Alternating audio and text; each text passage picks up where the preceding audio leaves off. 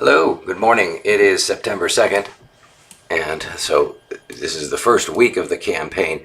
Usually nothing happens this week when you're running for local office because Friday is the last day to drop, and some candidates do drop, especially if they miss that coveted, rated, and vetted anointment, which is happening on Thursday night. More about that later.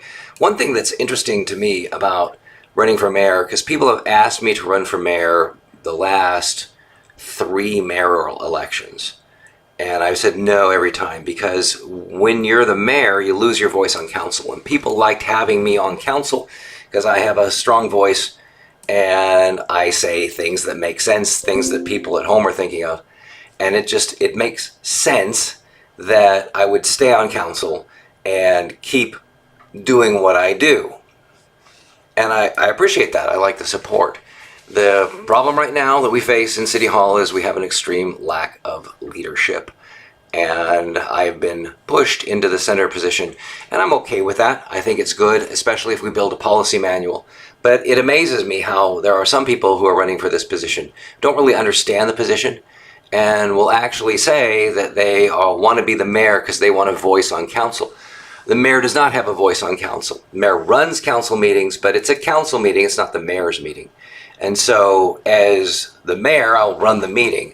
But my job really will be to, first of all, set the tone, which is a huge issue, but it's not central to the operation.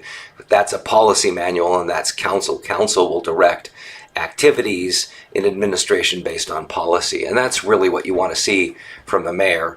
The way it typically works in most cities is the mayor is kind of like the dictator, and that's not what I want. That's not what I think how it works. And of course we have the exact opposite of that right now, where we have someone who is not really making any decisions, and that's also really bad. So those are kind of my explanations, but I also wanted to let people know that even though you are running for mayor, or you're going to be voting for a mayor, the mayor does not have a voice on council. Council has its own voice, and council's the one that votes. The mayor only votes if it's to break a tie, and that doesn't happen that often. Anyway, I'll be providing more updates as things go by. I hope